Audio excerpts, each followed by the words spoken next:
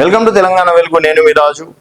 రేవంత్ రెడ్డి గారు ఈరోజు 2034 అంటే ఇంకో 10 సంవత్సరాల వరకు నేనే సీఎం, కేసీఆర్ దమ్ముంటే గుండెల పైన రాసి పెట్టుకో అని చాలా చాలా చాలా కాన్ఫిడెన్స్ గా మాట్లాడడం అనేది జరిగింది.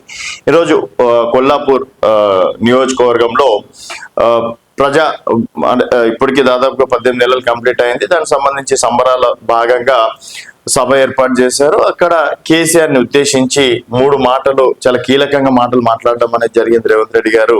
అందులో 2034లో వరకు కాంగ్రెస్ పార్టీ అధికారంలో ఉంటుంది, నేనే సీఎం గా ఉంటా, రాసి పెట్టుకో గుండెల పైన అని చెప్పేసి ఒక మాట మాట్లాడడం. తర్వాత ఎంపీగా కేసీఆర్ ని ఎన్నుకున్నా కూడా పాలమూరు అంటే చిన్న చూపు, పాలమూరుకి రంగారెడ్డి ఎత్తిపోతల పథకం తెస్తా అన్నాడు. ఇక్కడ లక్ష్మీదేవుడిపల్లి ప్రాజెక్ట్ విషయంలో కావచ్చు, తర్వాత ఒక్క ప్రాజెక్టు కూడా కట్టలేడు. దానికి ఇక్కడ శ్రీనివాస్ గౌడ్, నిరంజన్ రెడ్డిలు పాలమూరు నుంచి 2 మంత్రులు ఉండి పాలమూరు కోసం మీరు ఏం చేశారు? సో దొరల దగ్గర మీ యొక్క అంటే మిమ్మల్ని మీరు తాకట్టు పెట్టుకున్నారు. సో ఇప్పటికైనా సరే కేసీఆర్ ని నమ్మకండి, పాలమూరు జిల్లా విషయంలో ఆలోచించండి అంటూ ఇటు శ్రీనివాస్ గౌడ్ ని కావచ్చు, నిరంజన్ రెడ్డిని కూడా విమర్శించడం అనేది జరిగింది.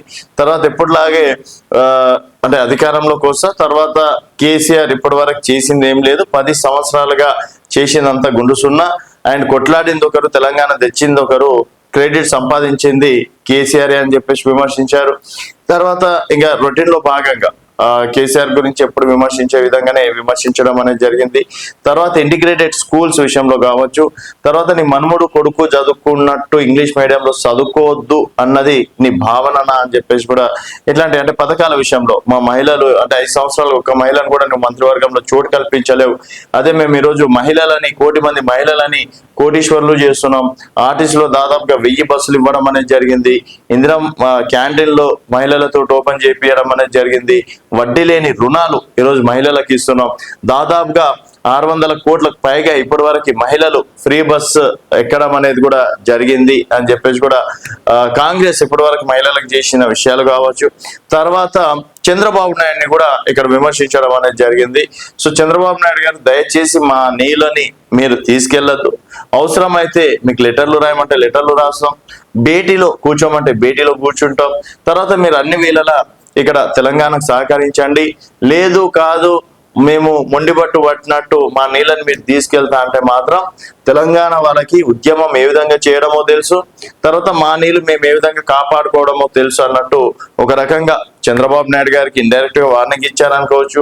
అలాగే కేసీఆర్ 10 సంవత్సరాలు ఏం చేయలేరు, పాలమూరుని కేవలం మెదక్ అక్కడ మాత్రమే అంత ఇంత అభివృద్ధి చేసుకున్నారు. సో పాలమూరు అంటే కేసీఆర్ కి ఇప్పటికైనా చిన్న చూపే. ఒక పాలమూరు బిడ్డ ఈరోజు ముఖ్యమంత్రి స్థానంలో కూర్చుంటే చూసి ఓర్వలేకపోతున్నారు. అందుకని సూర్యుడు పడమరన అస్తమించినా కూడా, ఎవరు అడ్డుపడినా కూడా పాలమూరుని ఆపే శక్తి ఎవరికి లేదు. అలాగే పాలమూరుకు సంబంధించి కొన్ని వరాల జల్లులు కూడా కురిపించడం అనేది జరిగింది. మరి రేవంత్ రెడ్డి గారు చెప్పినట్టు 2034 వరకు కాంగ్రెస్ పార్టీ అధికారంలోకి ఉంటుందా? ఇప్పుడు ఏందనేది స్థానిక సంస్థల ఎన్నికల్లో తెలిసిపోతుంది. ఎందుకంటే కాంగ్రెస్ పార్టీ పైన నెగిటివిటీ ఉంది, కాంగ్రెస్ పార్టీ ఇచ్చినటువంటి హామీలు నెరవేర్చలేదు. సో నెరవేర్చని హామీలే ఈరోజు బీఆర్ఎస్ పార్టీకి ప్లస్ పాయింట్ గా మారుతున్నాయని చెప్పేసి బీఆర్ఎస్ నేతలు అంటున్నారు. సో మేము ఏ ఒక్క కాంగ్రెస్ నేతలు విమర్శించాల్సిన అవసరం లేదు, ప్రజలే విమర్శిస్తున్నారు. ప్రజలకు ఇచ్చినటువంటి హామీలు ఇవ్వకనే ఈరోజు ప్రజల వద్దకి వెళ్లే మొహం లేదని చెప్పేసి వాళ్ళు అంటున్నారు. సో ఇక్కడ రేవంత్ రెడ్డి గారు మాత్రం మేము ఎస్సీలకు సంబంధించి ఎస్సీ వర్గీకరణ చేసినాం, బీసీ కులగణన చేసినాం, తర్వాత 1 కోటి మంది మహిళలను ఈరోజు కళ్ళలో ఆనందం చూస్తున్నాం, అండ్ పేద విద్యార్థులకి మధ్యతరగతి విద్యార్థుల కోసం ఇంటిగ్రేటెడ్ స్కూల్స్ కట్టిస్తున్నాం 200 కోట్ల రూపాయలతోటి. సో ఇంకెక్కడ తక్కువ చేస్తున్నాం అంటూ కాంగ్రెస్ పార్టీ చేసినటువంటి పథకాలు రేవంత్ రెడ్డి గారు చెప్పుకొచ్చారు. మరి ఇక్కడ కేటీఆర్ ఏమో ఇప్పటి వరకు ఏం చేయలేదు, కేవలం ఫోన్ ట్యాపింగ్ అంటాడు, కార్ రేసింగ్ అంటాడు, లేకపోతే డ్రగ్స్ అంటాడు, తర్వాత సినిమా హీరోయిన్లు అంటారు. ఈ విమర్శలు తప్ప అసలైన వాళ్ళు పని చెయ్యకనే ఇలాంటి అంటే పాలిటిక్స్ డ్రాప్ చేయాలి, వీళ్ళ పథకాలను ఎవరు కూడా అడగద్దు. సో మొత్తం అసలు పాలిటిక్స్ లలో కాంగ్రెస్ ప్రభుత్వం చేస్తుంది ఏమీ లేదు. వాళ్ళని వీళ్ళని విమర్శించడం, జైల్లో వేస్తాం, తొడగొట్టడం తప్ప చేస్తుంది ఏం లేదంటూ కేటీఆర్ విమర్శించడం. సో మరి నిజంగా కాంగ్రెస్ ప్రభుత్వం 18 నెలలు అవుతుంది కదా, నిజంగా అభివృద్ధి అభివృద్ధి చేస్తున్నారని చెప్పేసి మీరు అనుకుంటున్నారా? అలాగే 2034 వరకు రేవంత్ రెడ్డి గారు చెప్పినట్టు కేసీఆర్ని గుండెల పైన రాసుకోమన్నట్టు రేవంత్ రెడ్డి ముఖ్యమంత్రిగా ఉంటారనుకుంటున్నారా అనేది మీ అభిప్రాయాల కింద కామెంట్ రూపంలో తెలియజేయండి. చూస్తూనే ఉండండి తెలంగాణ వెలుగు.